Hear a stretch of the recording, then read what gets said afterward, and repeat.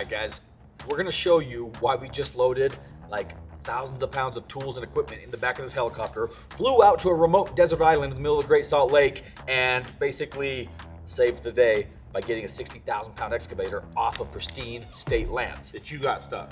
Wow, Don't say that part. Yeah, why would you get it? say that part? They need to know On the our real intro, lives. you're gonna They see need here. to know our real Here's the lives. deal. I'm Heavy Spoiler D. alert. That's the muscle. This is Diesel Dave. You know us from Diesel Brothers. But what you don't know is that we do way more than just build trucks. We have real lives, real investments, and real adventures, and real that we get ourselves into every single day. And you guys are constantly saying we want to see more of the real stuff.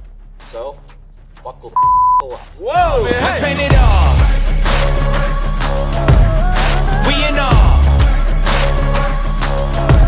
I need it in all. My heart, soul, I go. I spend it all. Welcome to Jurassic Park. That was good. No, that was good. He paused it. Welcome. All right, so here's the deal. We are currently on the shores of Fremont Island in the middle of the Great Salt Lake. All right. Little do most people know, the Great Salt Lake has like 10 or 15, it might even be like 17 different little islands. Now some are tiny and some are huge. Antelope Island right over there is a state park. That's like 30,000 acres. The next biggest island is, bam, Fremont Island, 3,000 acres. I own this island. Well, I used to own this island. We recently sold this and it's gonna be donated back to the state of Utah as a conservation easement because the truth is life out here is difficult and the plans that we had to potentially develop it and build it, well, let's just say it's probably better off being left as this pristine, beautiful, untouched piece of history. But the problem is, while we were out here exploring and looking at developing, we got some equipment very, very stuck. In fact, why don't you just go ahead and do this thing where you just... Nobody's holding your hand like singing duets as a solo. The harmonies just We got a bunch of tractors really, really stuck on the beach. When I say stuck, like I said, the footage is right here. Now, the problem is one of the tractors, the main one that got stuck, while we were able to get it out of the sinkhole, basically quicksand, we moved it up onto the beach. The problem with that is we didn't move it far enough onto the island property. And so currently we are on state of Utah sovereign lands. And the state called me and said, hey, bro, appreciate what you did getting the tractor unstuck and everything, but it's still on state lands. Can you do us a favor and get it off state lands? So our goal is to get this 60,000 pound excavator running, driving, and moved at least onto the property, the Fremont Island property.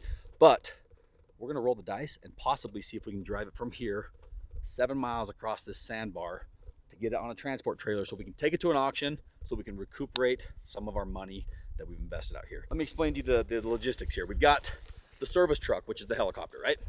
This helicopter contains some of our tools, fuel, other things like that. But you gotta realize, even though this is a powerful helicopter, helicopters are still weight limited. By the time you add fuel, passenger tools, we're at like max capacity right now. So Jim came out with the Polaris Ranger, which he has a handful of other tools. And then we're waiting on Hunter, who's the last piece of the puzzle. He's coming out in the service Subaru, which is basically a Subaru Outback that he turned into a truck that he put mud tires on. And he's bringing all of the heavy like oil, fuel. We got some batteries here. What you're gonna find though is this tractor was swamped to the cab in quicksand. So there's mud and dirt everywhere. So first we gotta clean it out. Then we gotta replace the batteries. Then we gotta see if the engine cranks over, which I don't even know if it will. Basically, we got a lot of work ahead of us.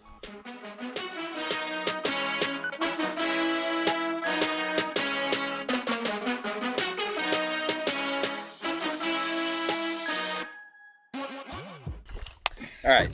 So first things first, batteries. One thing about the Great Salt Lake is not just the water and the ground is salty, but the air is actually super salty because it's obviously lake air. Now, the problem with that is the salt in the air destroys everything, literally everything. In fact, if any salt or sand water combination touches the terminals on batteries, it like evaporates them instantly, right, Jimbo? Just melts it. Literally, just like you'll see these terminals right here, just melts right off. And so these batteries are dead that we had on here. When was this? May?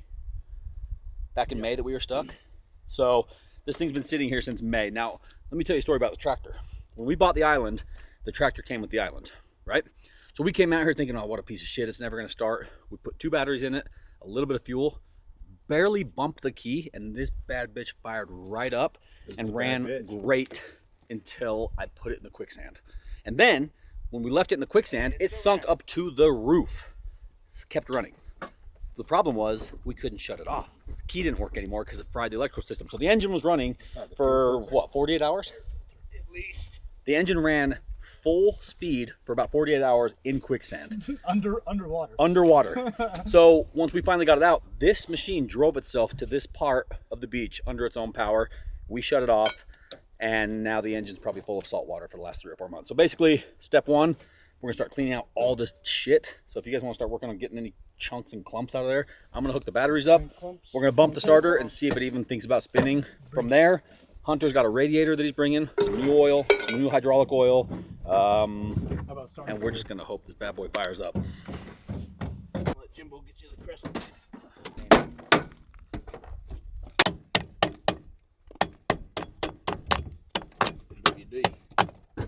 Fun fact, not only do we build trucks and, you know, obviously big crazy stuff, we also buy and sell heavy equipment. And that's what we started our business doing a long time ago. So what we're thinking is we can recover some of our investment by taking this truck out, or this tractor out to the auction and selling it. Problem with the auction is it's no reserve, so whatever it brings, it sells for. So maybe somebody's only gonna pay $5 grand. In fact, I'd probably buy it back if it went for less than $5 grand. I'd be bidding on my own tractor. When you bury something like this, You don't know how much gold actually comes back up in the dirt. the mud is literally in every crevice. This will never be clean again. No matter. Look. See those sparklies? See those Wait, layers? have you been looking for gold this whole time? That's what I'm still looking for. Take this down to the river and pan it. We want big gold, not small. Metal. He will wreck and break things before he will let them defeat him. So 99% of what we have at the shop is broken. Stop it. Because he just can't handle it. He's trying to caress the seat. It's not working. Look at it. What it is. He's lost. He's a little corroded. He's lost his whole mind. So I'm trying to figure out why we got no power, which should be pretty obvious because this thing was underwater for so long. But the fuse panel is telling me that all these old glass fuses are good.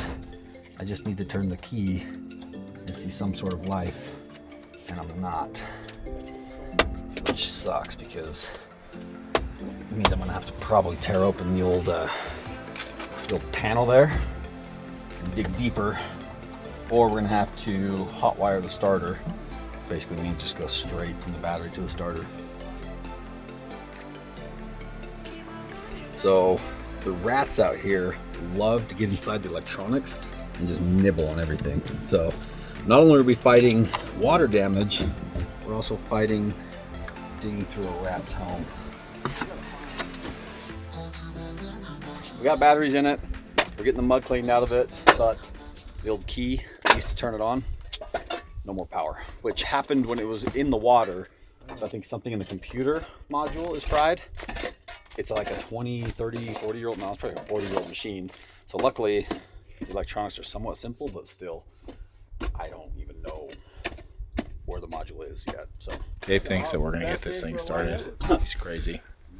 But to be fair, he has done crazier things. So I either just pulled out an old fax machine or the computer. I'm gonna find out what this thing is. It's most likely full of water. Here we go. Ooh, not bad. So what I'm gonna do is just check all my connections on this bad boy, and then I'm gonna plug it back in and then make sure that we've got good battery power. And then, what is that guy? This is like the original heavy equipment circuit board right here. This is where Tron came from. This is exactly where Tron came from. Damn it, this is... I was actually hoping for a little more damage because then I would at least have some answers. Yeah. You ever play Super or regular Nintendo, right? It was 64. Oh no, regular Nintendo. Original Nintendo. Out! Want to start her down. Jimbo, start her up. I don't know where the... Okay, so here's the deal. What a shirt choice. We got batteries put in. We got the starter taken out. We've got the fuse box uncovered and found that it seems to be okay. Now we're basically tracing the main battery lines into what appears to be a giant solenoid relay area that, well, it kind of looks a lot like this. It's just been underwater and mud. So if we can find where the connection is bad, then we can fix it. Then we can get power to the dash, power to the starter, throw the new starter in it, and hope the engine's not blown up. So, while those guys are fiddling around, because that's all they really do, I'm gonna be valuable and use my time a little bit more wisely. I'm gonna find, I know there's treasure out here somewhere. I'm gonna find it. 2 minutes into my hike for treasures, I already found something way more valuable than the tractor. Now, some of you were probably thinking that boot can't be worth very much, but that's not what I'm talking about. Somebody was here. Somebody lost their boots. I imagine it was because they were burying treasures. Real close. I found treasure. What did you find? I'm not gonna tell you. A lizard? What? Lizard? No, the boots of a treasure hider. Those boots are ours. Damn it. There's a giant skid plate cover on the bottom of this tractor, but the bottom of any tractor, the nuts and bolts don't like to ever participate. But for some reason, these bad boys are coming right out like damn near finger tight. And this plate definitely has not been off in a long, long time. So if we're able to get all these off, then we're gonna be able to access all the electronics from the bottom side.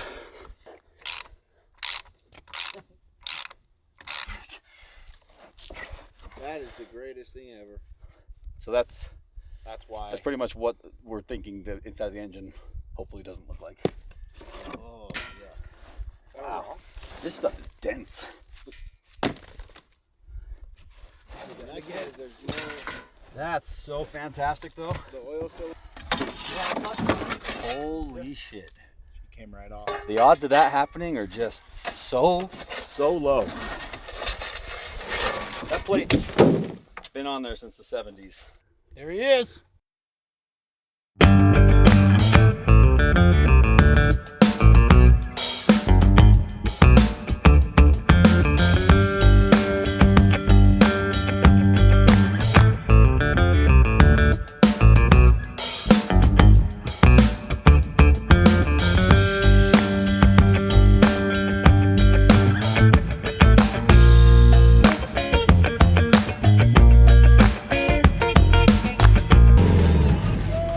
Here's our new starter since the old one was corroded to nothing.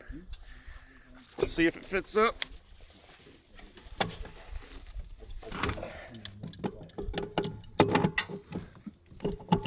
Perfect. Found one of the big relay connectors up in here. Was disconnected. This is looking very promising, other than the horseflies are finally out for the day. And by out, I mean they've come out to play. I'm out of here. So found one of the main, pretty much the main electrical terminal. Get out of here. For the entire machine was right here, pretty much in the line of fire. And when it went in the salt water, in the quicksand, this just sat there and basically roasted. But this is an old mechanical diesel engine, so once it was running, it didn't need electrical power to keep running. So once it got stuck, we never turned it off until we parked it here. So now, by cleaning up these wire ends, a bunch of them were corroded and nasty, we should be able to get power to the dash, which means we should be able to spin the key, which means we should be able to turn the starter, which means we should be able to free up the hydraulics. Is that starter in?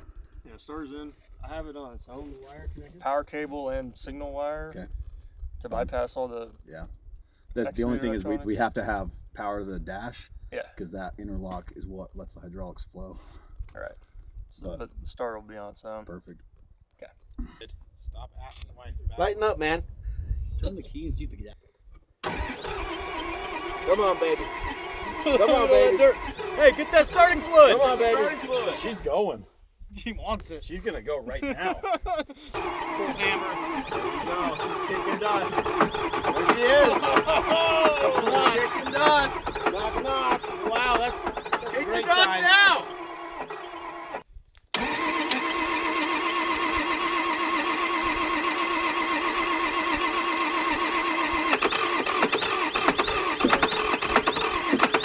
Hold that down. Okay, leave that there. Leave it there.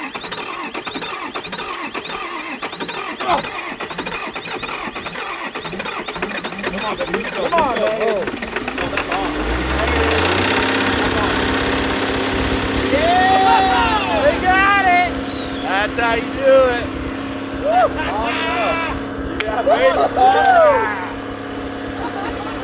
Look, this is good news. This tractor that was underwater for almost a week running and then parked on the beach for like 6 months after that, untouched, just fired up. That's incredible. So now we got to get the radiator fixed because the radiator was pissing water out everywhere. So we got to see if it's leaking still. But the motor sounds strong. As strong as it could be under the circumstances. This thing might be driving across the sandbar tonight, guys, is what I'm saying. But now the first battle is conquered. Now we got to figure out if the controls are going to work. Unreal. So, the interlock here is going to be the. We just got to get power to the dash.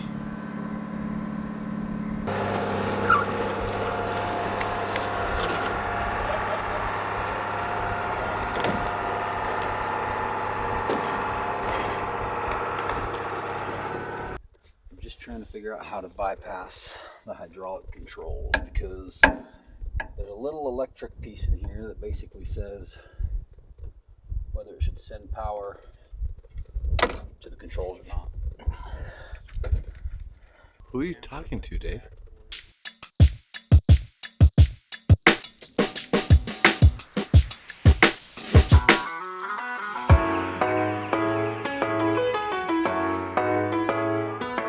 So here's the deal.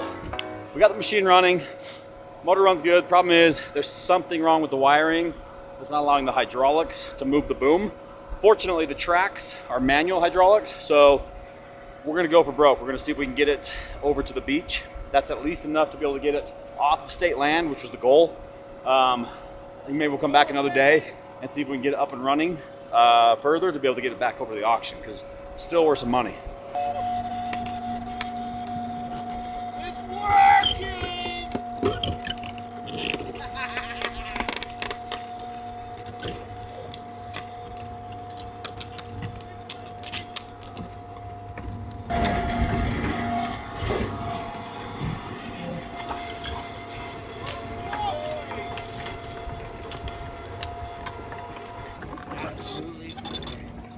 Next time.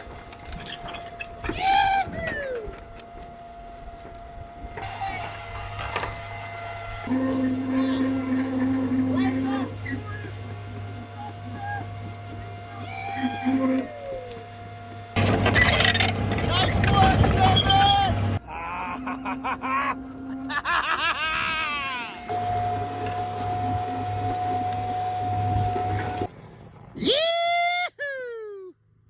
All right, guys, so there you have it. That is a glimpse into just like one of our regular days. So listen, we went out there with the goal. Our mission was to be able to get the excavator off of the state land, which obviously it was down on the beach and on the lake bed. The state said get it off. So what did we go, a couple hundred yards? Yeah. We went from an excavator that was swamped, full of mud, never gonna run again, to running actually pretty damn good. We weren't able to get the hydraulic boom moving because there's some electrical issues in there that we didn't have time or. But with expert driving, you got it up here. I'm very, yeah, it's hard to get a. I don't know if the track camera like did it that. justice. That was a very steep boulder-covered hill that we drove up. I mean, that would have been hard under a full functioning excavator. Yeah. The fact that it made it, I'm impressed. Mission accomplished. We're not going to try to take it to the auction because I wouldn't feel good selling that tractor to the auction because, I mean, that island, that's its home. It is. Right? It belongs to You him. don't Now it's take it's a monument. It is a Did monument. you see it as we left it? It was looking very majestic. He was tipping his hat to us. I thought it was going like this. I did too. I think it was kind Nice, right here. Either way, look, mission accomplished. We no longer have a giant piece of 60,000 pound equipment sitting on state lands. The state's gonna be happy. Everybody is gonna be happy. So, and now, load up tools and go home and hope the hunter makes it home. Look at it.